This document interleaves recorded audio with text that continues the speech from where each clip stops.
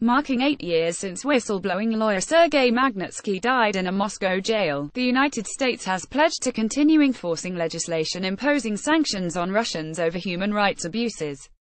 We honor the memory of Sergei Magnitsky, who died on November 16, 2009, while in custody in a Moscow prison, State Department spokeswoman Heather Nauert said in a statement late on November 15.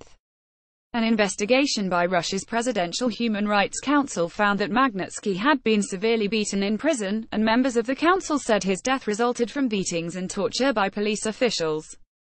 Magnitsky uncovered a vast tax fraud scheme perpetrated by Russian officials, and was imprisoned by those whose crimes he uncovered, Nauert added.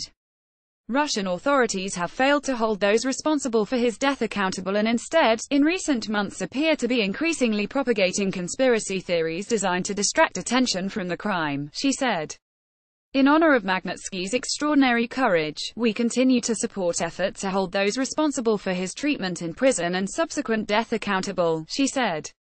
Nauert said those efforts include implementation of the 2012 Magnitsky Act, which imposed sanctions on Russians believed to have been involved in persecuting Magnitsky as well as on other suspected human rights abusers. Magnitsky was employed by U.S.-born British financier William Browder when he was arrested and accused by Russian law enforcement officials of carrying out the same alleged $230 million tax fraud scheme that he helped uncover. Enactment of the 2012 U.S. sanctions law 3 years after Magnitsky's death was one of a series of events that ushered in an era of increasing tensions between the United States and Russia. Moscow responded by barring Americans from adopting Russian children.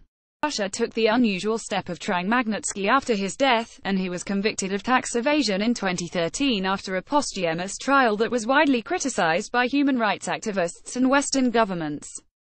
Browder was tried in absentia and sentenced to 9 years in prison in the case, which deepened U.S. and European Union concerns over human rights and the rule of law in Russia under President Vladimir Putin.